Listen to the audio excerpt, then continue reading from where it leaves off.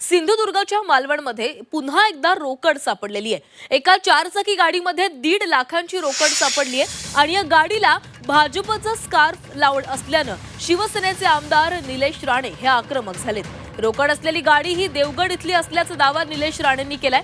मागील काही दिवसांपासून हाच भाजप कार्यकर्ता पैसे वाटत असल्याचा आरोप निलेश राणेंकडून करण्यात आलाय। संबंधित व्यक्तीवर गुन्हा दाखल होण्याच्या मागणीसाठी निलेश राणे आक्रमक झाल्याचं पाहायला मिळालं।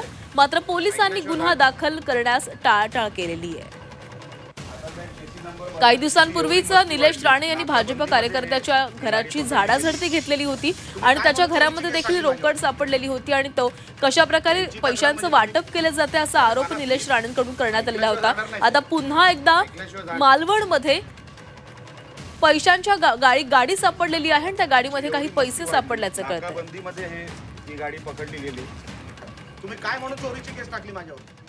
आणि या संदर्भात अधिक बोलणार आहोत। आमचे प्रतिनिधी ओम देशमुख आपल्यासोबत जोडले गेले आहेत। ओम, गेल्या काही दिवसांमध्ये भाजपच्या कार्यकर्त्यांकडून कशा प्रकारे पैशांचं वाटप केले जाते असा आरोप निलेश राणेंकडून करण्यात येत होता। आता पुन्हा एकदा काही रोकड सापडलेली आहे आणि ही भाजपच्याच कार्यकर्त्यांकडून वाटली गेली असा आरोप निलेश राणेंनी केलाय। गुन्हा दाखल करण्याची मागणी मात्र पोलीस टाळाटाळ करतात असंही कळतंय। काय अधिकची माहिती आहे? प्राची, खरं तर निवडणूक सुरू झाल्यापासून कोकणातलं हे राजकीय दशावतारी नाट्य काही केल्या थांबत नाहीये। काल मध्यरात्री शिवसेना आमदार निलेश राणे यांनी पुन्हा एकदा भाजपच्या पदाधिकाऱ्यांवर पैसे वाटपाचा आरोप करत कशा पद्धतीनं 2 गाड्या विदाऊट नंबर प्लेट गाड्या आहेत आणि त्या कशा पद्धतीने त्या गाड्यांमधून पैशांचं वाटप होते या पद्धतीचा एक प्रकार उघडकीस आणला। पिंपळपार, जे मालवण नगर परिषद परिसरामधला एक भाग आहे, पिंपळपार या भागात या 2 गाड्या निलेश राणेंकडून पकडण्यात आल्याचा दावा करण्यात आलाय आणि या गाड्या नंबर प्लेट शिवाय होत्या। त्यासोबतच या गाड्यांमध्ये भाजपचे पदाधिकारी बाबा परब, महेश नारकर आणि कृष्णकांत आडिवरेकर हे पदाधिकारी होते, ज्यामध्ये 1.5 लाख रुपयांची रोकड आणि काही पैशांची पाकिटं जप्त केल्याचा आरोप निलेश राणेंकडून करण्यात आलाय। त्या पद्धतीची व्हिज्युअल सुद्धा समोर आलेली आहेत। मात्र या सगळ्या संदर्भामध्ये निलेश राणे जेव्हा पोलिसांना जाब विचारला तेव्हा नाकाबंदी असताना, निवडणुकांची प्रक्रिया सुरू असताना आणि अवघ्या काही तासांवरती निवडणुकीचं मतदान आलेलं असताना अशा पद्धतीनं नाकाबंदीतून कॅश असलेली गाडी सुटते कशी काय, त्यावर कारवाई कशी काय होत नाही, अशा प्रकारचे अनेक प्रश्न निलेश राणेंकडून करण्यात आले आणि पुन्हा एकदा थेट भाजपवरती हल्लाबोल करण्यात आला। जी माहिती आपल्याला मिळाली त्यानुसार पहाटे 4:30 ते 5च्या सुमारास या संदर्भात गुन्हा दाखल करण्याची प्रक्रिया देखील सुरू झाली होती। एकंदर या सगळ्या निवडणुकीच्या कार्यकाळामध्ये भाजप विरुद्ध शिवसेना आणि त्यातही निलेश राणे विरुद्ध भाजप हा संघर्ष खूप ठळकपणे ठसठशीतपणे समोर आला होता।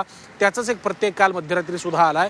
पैशांची बॅग, पैशांची गाडी असलेली एक गाडी भाजपच्या पदाधिकाऱ्यांची पकडली आणि त्यातून पुन्हा एकदा भाजप विरुद्ध शिवसेना हा संघर्ष आपल्याला पाहायला मिळाला।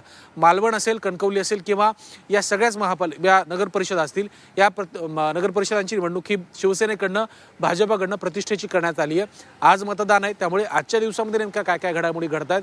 कोकण हे राजकीयदृष्ट्या अतिशय संवेदनशील मानलं जातं, त्यामुळे कोकणामध्ये नगर परिषदांचं मतदान शांतपणे पार पडते का, की त्याला काही गालबोट लागते, हे देखील पाहावं लागेल। आणि सर्वात महत्त्वाचा मुद्दा म्हणजे उद्या कोकणातल्या या सगळ्या निवडणुकांचं, तसं तर राज्यभरातलंच, परंतु कोकणातल्या निवडणुकीच्या निकालावर सर्वांचं लक्ष असणार आहे। कारण शिवसेना आणि भाजपचे ताणले गेलेले कमालीचे संबंध आणि त्यातही कोकणातली ही निवडणूक सर्वात चुरशीची आणि प्रतिष्ठेची ठरली आहे। शिवसेना विरुद्ध भाजप, याहूनही निलेश राणे विरुद्ध रवींद्र चव्हाण, निलेश राणे विरुद्ध नितेश राणे अशी ही एकंदर राजकीय चुरस होती। त्यामुळे या चुरशीमध्ये नेमकं बाजी कोण मारते आणि आजच्या दिवसामध्ये निवडणुकीचं मतदान होत असताना आणखीन काही असे प्रकार समोर येत आहेत का, हे देखील पाहणं महत्त्वाचं असणार आहे। त्यामुळे तुर्तास तरी राज्यभराचं लक्ष हे कोकणातल्या आणि विशेषत्वानं सिंधुदुर्गात होत असलेल्या नगर परिषद निवडणुकांवरती लागले। त्यामुळे आज नेमकं काय काय घडतंय पाहणं महत्त्वाचं असेल। प्राची, हो नक्कीच ओम, मतमोजणीला सुरुवात होण्यासाठी काही काळ शिल्लक राहिलेला आहे आणि त्याआधी मात्र कोकणामध्ये हा संघर्ष शिगेला पोहोचलेला, त्यामुळे आता निकालानंतर देखील आणखी काही संघर्ष पाहायला मिळतोय का, याकडे देखील लक्ष असणार आहे। तुर्तास धन्यवाद दिलेल्या माहितीसाठी।